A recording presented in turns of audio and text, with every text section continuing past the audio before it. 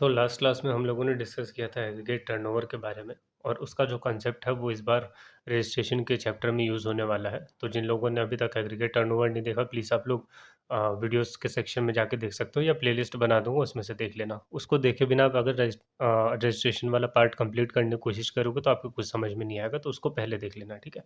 अब देख लेते हैं who is required to be registered for GST. GST में किन किन लोगों को रजिस्टर करना ज़रूरी है। देखिए, एक बेसिक चीज़ आपको याद रखनी है। GST registration is a pan based registration. जो आपका जीएसटी नंबर मिलता है, उसके अंदर आपका पैन नंबर भी इंक्लूडेड होता है। तो ये एक पैन बेस्ड रजिस्ट्रेशन होता है। Therefore one registration is required पर स्टेट या यूटी। मतलब ये कि जहाँ से आप लोग अपना टैक्सेबल सप्लाई कर रहे हो, वहाँ से आपको एक रजिस्ट्रेशन तो एटलीस्ट लेना ही पड़ेगा। स्टेट में एक रजिस्ट्रेशन, या आप जिस यूनियन टेरिटरी से सप्लाई कर रहे हो वहाँ से एक रजिस्ट्रेशन। आपकी मर्ज़ी है, आप एक से ज़्यादा रजिस्ट्रेशन ले सकते हो। जैसे कि मान लेते हैं मैं दिल्ली में सप्लाई कर रहा हूँ, मेरा प्लेस ऑफ बिजनेस दिल्ली में 4 जगहों से सप्लाई कर रहा हूँ। एक बार द्वारका से कर रहा हूँ, एक आनंद विहार से कर रहा हूँ, मान लेते हैं एक क्या कहते हैं साउथ दिल्ली से कर रहा हूँ। तो मेरे पास 3 बिजनेस ऑलरेडी हो चुके हैं।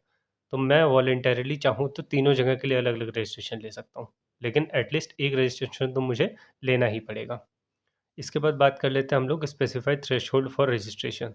देखिए, जीएसटी में ना कुछ इंपॉर्टेंट चीज़ें हैं जिनको आपको याद करके ही रखना पड़ेगा। उनमें से ये एक चीज़ है, क्योंकि रजिस्ट्रेशन में देखिए, जीएसटी में जब भी आप कोई भी काम करने जाते हो सबसे पहले रजिस्ट्रेशन होता है। रजिस्ट्रेशन के बाद ही आगे का प्रोसेस शुरू होता है आपका। तो आपको पता होना चाहिए किन थ्रेशोल्ड पे आपको रजिस्ट्रेशन करवाना पड़ेगा, ठीक है। इसको हम लोगों ने 3 पार्ट्स में डिवाइड किया है, और इसको आपको लर्न करना है। ऐसा नहीं है कि ऊपर से ऊपर से देख के आप कर लोगे। जब तक आपका रजिस्ट्रेशन नहीं होगा तब तक आगे की प्रोसेस नहीं होगी, तो आपको बहुत अच्छे से इसको समझना पड़ेगा। देखिए, सबसे पहले होता है नो एमएमटी। मैंने ये शॉर्ट फॉर्म बनाया है आपको याद करने के लिए। अगर आप नागालैंड से सप्लाई कर रहे हो, मणिपुर से कर रहे हो, मिज़ोरम से कर रहे हो, या त्रिपुरा से सप्लाई कर रहे हो, ठीक है, और आपकी सप्लाई जो है वो टैक्सेबल सप्लाई है, इसमें कोई एग्जाम नहीं है, नील रेटेड, ज़ीरो रेटेड, ऐसा कोई सप्लाई नहीं है। जो भी सप्लाई आप कर रहे हो इन 4 स्टेट से वो टैक्सेबल सप्लाई है, तब तो आपके एग्रीगेट टर्नओवर हो जाएगी 10 लैक्स, ठीक है। आपकी एग्रीगेट टर्नओवर कितनी हो जाएगी? 10 लैक्स। आपको ये याद रखना है। और एग्रीगेट टर्नओवर अगर आपने नहीं देखा है, प्लीज़ आप लोग वीडियो देख लेना उसमें, इससे पहले वाली वीडियो। उसके बाद दूसरा आ जाता है स्टैम्प इन उत्तराखंड।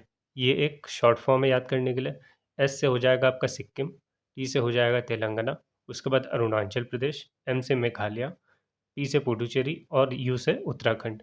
अगर इन स्टेट से आप सप्लाई कर रहे हो तो आपके टर्नओवर की लिमिट क्या रहेगी? 20 लैक्स। इनके अलावा अगर आप कोई भी स्टेट से यूनियन टेरिटरी से सप्लाई कर रहे हो, तो अगर आप सप्लाई कर रहे हो सर्विसेज की, तब तो आपकी लिमिट होगी 20 लैक्स। अगर आप गुड्स और सर्विसेज दोनों की सप्लाई कर रहे हो, तब भी आपकी लिमिट रहेगी 20 लैक्स। लेकिन आप इंट्रा स्टेट सप्लाई कर रहे हो, वो भी गुड्स की ही कर रहे हो, एक्सक्लूसिवली गुड्स, वो भी इंट्रा स्टेट, तो आपकी लिमिट हो जाएगी 40 लैक्स। इसको एक और बार रिवाइज कर लेते हैं। Specific threshold for registration.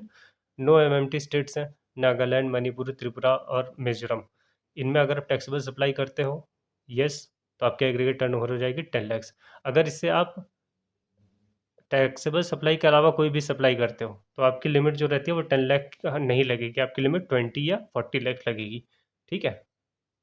ये बात है आपको ध्यान रखना। उसके बाद स्टैंप इन उत्तराखंड वाले में आ जाते हैं सिक्किम, तेलंगाना, अरुणाचल प्रदेश, मेघालय, पुडुचेरी और Uttarakhand. Turnover limit 20 lakh. Aggregate turnover limit की बात कर रहा हूँ मैं यहाँ पे।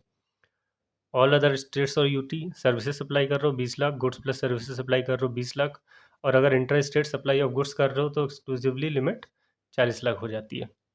अब एक एग्जाम्पल के थ्रू हम लोग इस चीज़ को समझ लेते हैं। बहुत ही सिंपल सिंपल एग्जाम्पल मैंने लिए हैं। मान लेते हैं मिस्टर टीसीएस, जो कि मैं हूँ, the commerce section, has one shop in Manipur. मेरी एक शॉप है मणिपुर में जिसका टर्नओवर है 7 लैक्स। और मेरे पास एक अनदर शॉप है, वो है चेन्नई में। चेन्नई वाली का टर्नओवर कितना है? 5 lakh, for supply of shoes, ठीक है। तो रजिस्ट्रेशन मेरे लिए रिक्वायर्ड होगा। अब अगर आपने देखा होगा, ये मणिपुर है। मणिपुर कौन से उसमें आता है? नो एमएमटी में आता है। ये देखिए मणिपुर। क्या मैं टैक्सेबल सप्लाई कर रहा हूँ? मैंने यहाँ पर को कहीं पे भी नहीं बोला कि मैं कोई और टैक्सेबल नॉन टैक्सेबल सप्लाई या एग्जाम सप्लाई या नील रेटेड सप्लाई कर रहा हूँ, ऐसा तो मैंने कुछ भी नहीं कहा। तो इसका मतलब हम लोग डिफ़ॉल्ट मान लेंगे कि टैक्सेबल सप्लाई कर रहा हूँ, और अगर मैं टैक्सेबल सप्लाई कर रहा हूँ तो मेरी लिमिट कितनी हो जाएगी? 10 लैक्स की। अब हम लोग देख लेते हैं टर्नओवर लिमिट कितनी हो जाएगी। 7 लाख यहाँ पे, 5 लाख यहाँ पे। टर्नओवर लिमिट मेरी कितनी है? 10 लाख, और ये 7 5 कितना हो जाएगा? 12 लाख। तो मेरे को रजिस्ट्रेशन लेना पड़ेगा। देखिए, as one shop is in Manipur, therefore making threshold therefore making a threshold for aggregate turnover up to 10 lakh for registration. Aggregate turnover कितना हो जाएगा? 7 lakh plus 5 lakh is equal to 12 lakh. तो रजिस्ट्रेशन मुझे कहाँ लेना पड़ेगा? दोनों स्टेट्स में लेना पड़ेगा। फिर मैं बात कर लेता हूँ टीसीएस द कॉमर्स सेक्शन। मैं गुड सप्लाई कर रहा हूँ, टैक्सेबल गुड सप्लाई कर रहा हूँ, ये आपको याद रखना है। Intra state in Maharashtra turnover 34 lakhs। Intra state supply of goods exclusively intra state supply कर रहा हूँ, और गुड्स की सप्लाई कर रहा हूँ, एक्सक्लूसिवली गुड्स की सप्लाई कर रहा हूँ और इंट्रा स्टेट कर रहा हूँ, तो आपको याद होना चाहिए लिमिट कितनी थी? 40 लाख की। And has one shop for alcoholic liquor for human consumption in Nagaland.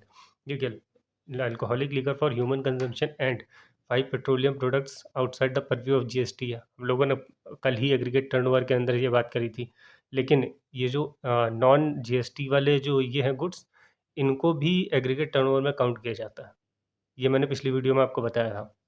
तो टोटल हम लोगों का टर्नओवर कितना हो जाएगा? अब इसमें रजिस्ट्रेशन कैसे चेक करेंगे?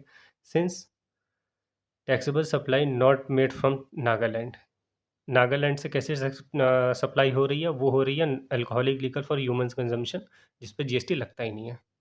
तो हमारी जो लिमिट रहेगी वो हो जाएगी 40 लाख की। ठीक है, मतलब ये कि मैं समझा देता हूँ अगर आप कंफ्यूज हो रहे हो तो। मैंने कहा था नागालैंड, मणिपुर, मिजोरम और त्रिपुरा से अगर आप टैक्सेबल सप्लाई कर रहे हो तो ही आपकी लिमिट 10 लाख रहेगी। नॉन टैक्सेबल या और कोई सप्लाई कर रहे हो तब आपकी लिमिट 20 या 40 लाख हो जाएगी। लेकिन इस केस में मैं अपनी जो नागालैंड से सप्लाई कर रहा हूँ वो नॉन टैक्सेबल है। ठीक है, तो मेरी लिमिट कितनी हो जाएगी? 40 लाख की। तो now the aggregate turnover is equal 34 lakhs जो मैंने महाराष्ट्र में सप्लाई किया था, plus 8 lakhs is equal to 42 lakhs. Therefore registration is required in Maharashtra but not in Nagaland. ठीक है, ये आपको मैं उम्मीद कर रहा हूँ ये आपको समझ में आ गया होगा। इसके बाद ये बहुत ही इंपॉर्टेंट पार्ट है। देखिए आपकी एग्जामिनेशन में ये डायरेक्टली क्वेश्चन आएगा, तो ये आपको एज इट इज़ याद करके लिखना है। आपको इसमें से कोई भी टर्म एक्सप्लेन नहीं करना है। ठीक है, businesses that are required to be registered under GST irrespective of the turnover. Turnover कितना भी रहे, टर्नओवर आपका 10 लाख रहे, 5 लाख रहे, 12 लाख रहे, तो आपको रजिस्ट्रेशन करवाना ही पड़ेगा। ठीक है, इसमें कोई भी इसमें रजिस्ट्रेशन की लिमिट नहीं देखी जाती इन केसेस में। किन केसेस में? ऐसे 12-13 केसेस है, हम उनको देखते हैं। सबसे पहले, every person who is registered under pre GST law, मतलब जीएसटी के आने से पहले कौन कौन से लॉज थे? एक्साइज थे, वैट थे, सर्विस टैक्स थे और बाकी भी लॉज थी। मैंने फर्स्ट वाले चैप्टर में आपको बता दिया था कौन कौन से जो लॉज हैं वो जीएसटी में सब्ज्यूम हो गए हैं। अगर आप उन लॉज में पहले रजिस्टर्ड थे, अब आपके ऊपर जीएसटी लग रहा है, तो आपको शिफ्ट करना पड़ेगा, मतलब जीएसटी में रजिस्ट्रेशन कंपल्सरीली लेना ही पड़ेगा। ठीक है, ये पॉइंट नंबर 1 आपका क्लियर हो गया। उसके बाद point number 2, when a business is registered and is transfer to someone.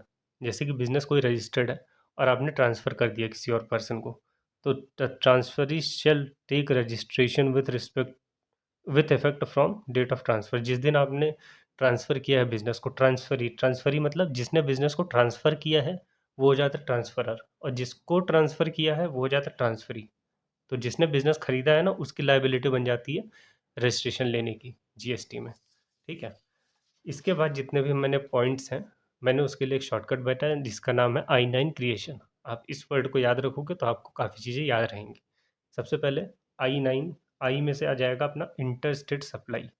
ठीक है, person making inter state supply, उसको कंपलसरी आपको रजिस्टर करना ही पड़ेगा।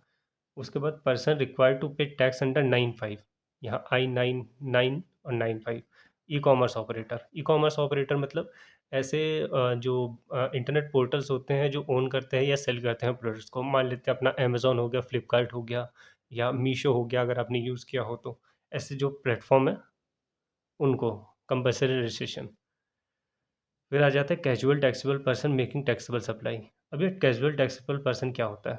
देखिए इसको आपको याद नहीं करना, आपको यहाँ एक्सप्लेन करने को नहीं है अगर सीटीपी क्या होता है, आपको सिर्फ पता होना चाहिए अगर ये ऐसा है तो आपको रजिस्ट्रेशन करना है। और इन केस आपके एग्जाम में ना डायरेक्टली पूछ लिया जाएगा, list down the businesses that are required to be registered under GST irrespective of turnover. आपको सारे पॉइंट यहीं लिख के आ जाने हैं। ठीक है, अब बात कर लेते हैं कैजुअल टैक्सेबल पर्सन क्या होता है। देखिए कैजुअल टैक्सेबल पर्सन जैसे कि नाम से ही पता लग रहा है कि ये पर्सन ना कैजुअली टैक्सेबल गुड्स या सब सर्विसेज की सप्लाई करते हैं। फॉर एग्जांपल, जैसे मान लेते हैं मैं रहता हूँ केरला में। ठीक है, लेकिन आपको याद होगा जैसे कई कई बुक फेयर्स होते हैं, दिल्ली में होता है, राजस्थान में भी होता है। तो ऐसे कई जगहों पे मान लेते हैं 5 या 6 जगह पे इंडिया में जहाँ पे बुक फेयर होता है या और भी कुछ ऐसे इवेंट्स होते हैं। मैं उन बुक फेयर और इवेंट्स में जाके कभी-कभी जाके अपने गुड्स और सर्विसेज़ प्रोवाइड करता हूँ। तो मैं मेरा डेली का काम नहीं है कि मैं बिज़नेस कर रहा हूँ।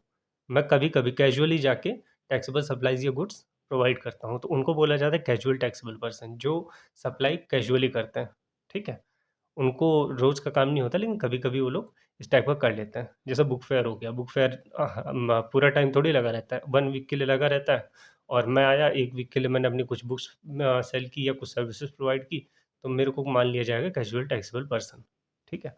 उसके बाद person liable to pay tax under reverse charge, आई-9 सीआर आर में reverse charge on inward supply received.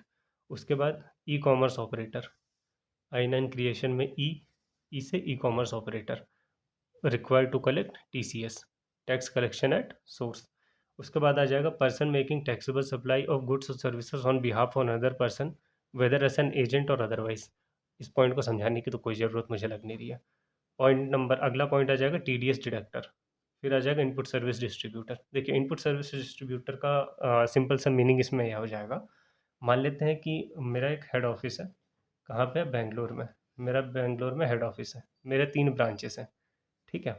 एक ब्रांच है दिल्ली में, एक ब्रांच है मुंबई में, फिर एक ब्रांच है मध्य प्रदेश में, ठीक है? मैंने कोई सॉफ्टवेयर लिया, वो सॉफ्टवेयर मैंने बैंगलोर से लिया और ये सॉफ्टवेयर ये तीनों के तीनों जो मेरी ब्रांचेस है वो यूज़ कर रही हैं। जितना भी इनवॉइसेस आ रहे हैं, जितना भी कलेक्शन आ रहा है वो मेरे पास आ रहा है बैंगलोर में, हेड ऑफिस में। लेकिन सर्विसेज तो यहाँ से भी प्रोवाइड हो रही हैं।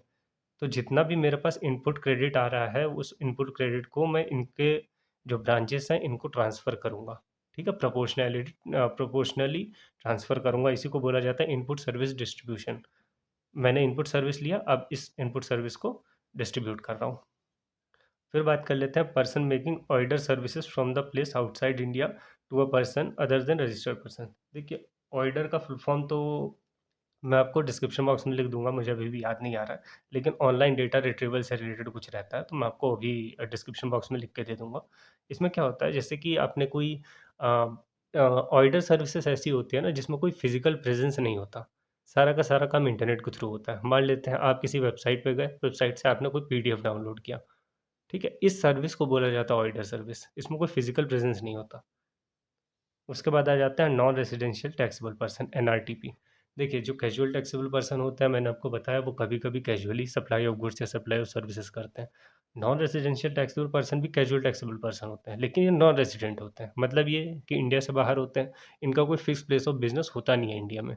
इनको कभी-कभी ये लोग फॉरेन से आते हैं, अपना जो भी गुड्स या सर्विसेज अपनी प्रोवाइड करनी होती है, ये प्रोवाइड करते हैं और वापस चले जाते हैं। कैजुअली इनका भी काम होता है, सीटीपी की तरह ही होते हैं, लेकिन ये नॉन रेजिडेंट होते हैं। उसके बाद आ जाता है any other service as notified by the government. तो इतना हम लोगों ने देख लिया और अगली वीडियो में हम लोग देखेंगे कि किन लोगों को रजिस्ट्रेशन नहीं लेना होता है और किस तरीके से रजिस्ट्रेशन का प्रोसेस होता है, वो अगली वीडियो में हम लोग देखने वाले हैं। Thank you so much.